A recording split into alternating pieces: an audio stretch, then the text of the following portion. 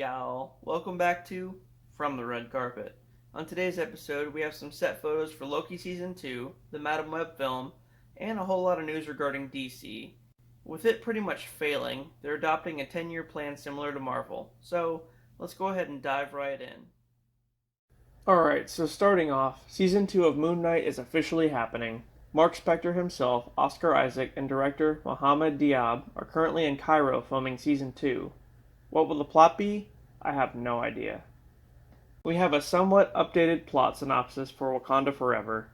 So, Riri Williams creates a device that allows a scientist played by Lake Bell and her team to go to the bottom of the ocean to search for vibranium. This awakens Namor and he kills her team. Meanwhile, T'Challa dies from some kind of sickness. Then, Namor approaches Wakanda for help killing Riri, and they turn him down, opting to protect her instead. She has a prototype Iron Man suit made out of car parts, but then Shuri helps her build a more streamlined one out of vibranium. As this is going on, Namor and Talocan go to war with Wakanda. Shuri somehow creates and consumes the flower that gave T'Challa his power, and she gains power as well. She then goes to the ancestral plane hoping to see her brother, but she meets Killmonger instead, who helps her then become the new Black Panther. After a while, Wakanda becomes flooded and Shuri ultimately defeats Namor. Then, M'Baku is named the new king of Wakanda as Shuri continues to take over as Black Panther. We then get an end credit scene of Dr. Doom, who is supposedly the one who sent Lake Bell's team to begin with. I don't know who will be playing Dr. Doom yet, but if Lake Bell looks familiar, it's because she was Black Widow in What If. On the subject of Riri, we have some set photos of her in Ironheart.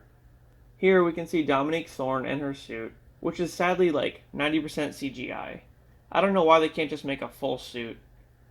Anyway, she almost looks kind of like Samus, but I like the design. This is going to be her Mark I armor, following the prototype one seen in Wakanda Forever. Here's a shot of Anthony Ramos on set, who we now know is playing the series villain, the Hood. And the Hood gets his magical power from his red cloak, which is said to have come from Dormammu. The series is said to have both a magic and science influence, with the theme being science versus magic. And the Hood will have a magical advisor and that of Agatha Harkness. We'll also see the introduction of Eclipse into the MCU. Who is that? Well, Eclipse is a member of the Ten Rings who, in the comics, attempted to use her magic to turn the citizens of Chicago into zombies. And we know the Ten Rings currently exist, being ran by Shang-Chi's sister, so maybe it'll tie into that somehow. The Blade film is currently being filmed in New Orleans, filming a flashback scene in the 1920s. I'm not sure what this will mean for the film. The Shang-Chi sequel is apparently titled Shang-Chi and the Wreckage of Time and is set for a February 2025 release, but take this one with a grain of salt. The Wonder Man series is in pre-production, with Marvel looking for an actor to play the character for his Disney Plus series. I mentioned last week that Tom Holland will be getting a fourth movie. Well, that's obvious given that he's expected to have 2 more trilogies in the MCU. But with that being said, Tom's next appearance as Spidey will be in the Fantastic Four movie starting off Phase 6. I'm not sure why he'll be in it, but it's always good to see Spider-Man. Maybe he'll be replacing Human Torch in the sequel like he did in the comics. I'm just kidding. But what if? So speaking of phases, Phase 7 will be our introduction to the X-Men. As I said a while back, Marvel Studios is contractually obligated to use the X-Men actors from the Fox films until 2025. So that means after Secret Wars is released, they can cast whatever actors they want for the roles. Although the X-Men play a big part in Secret Wars, so I'm wondering if we get slightly introduced to them in Phase 6. For example, Gambit is supposed to pop up in the Echo series. I take that one with a grain of salt though. We were also supposed to see Wolverine and Falcon and the Winter Soldier, and that didn't happen. And then they said Rogue would be the villain in the Marvels, but yeah, I don't buy it. I think Phase 7 will be our ticket to the mutants. They'll do the same thing that they did for the Avengers, introducing them all separately throughout different projects, and then they'll come together for an X-Men film. The Fantastic Four will also play an important role in Phase 7. Yes, their film comes out in Phase 6, but Reed Richards in particular will be a key factor in fighting the next big bad after Kang, which will be Galactus. This also means that we'll be getting Silver Surfer around that time. Doctor Doom should already be in the MCU by then, like I said earlier, maybe in Wakanda Forever.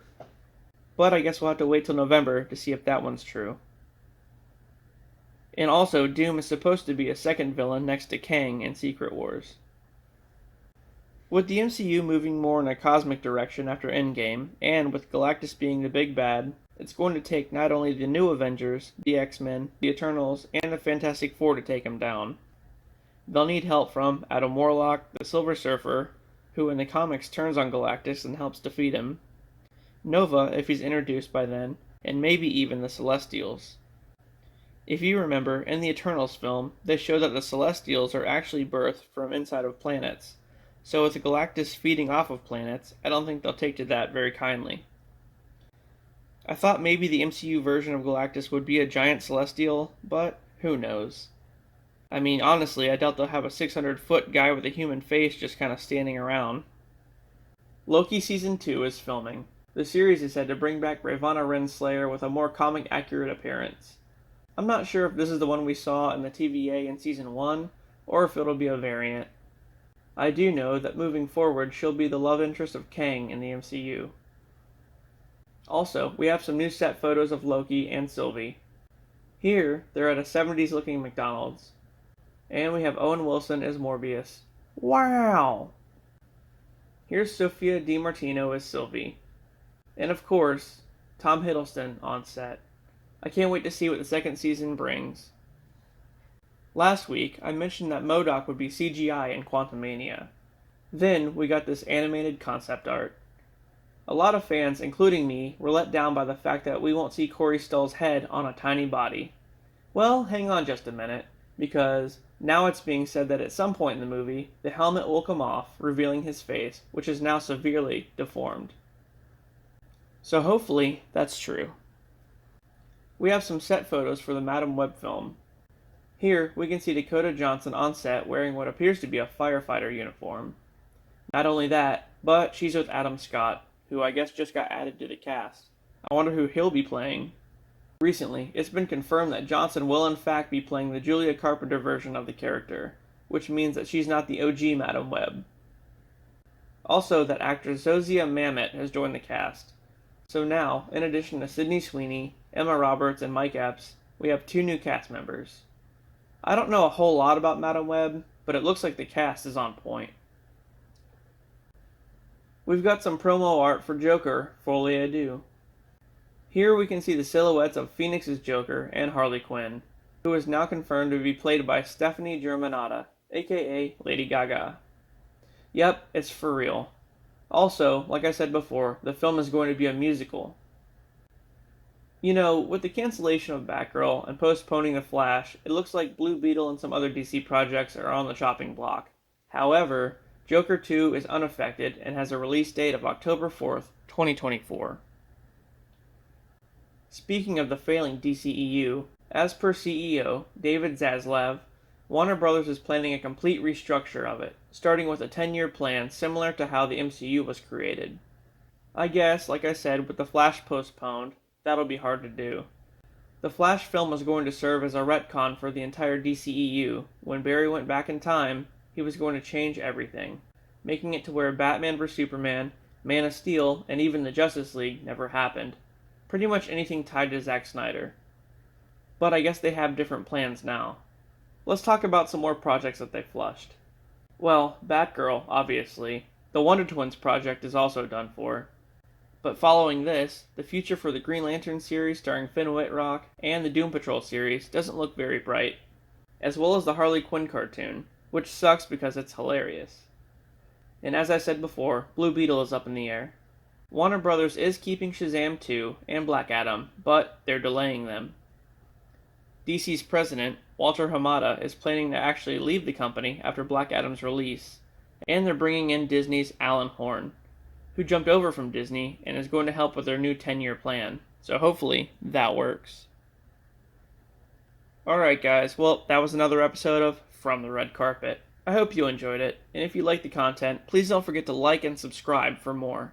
And with that, of course, I'll see you on the next one.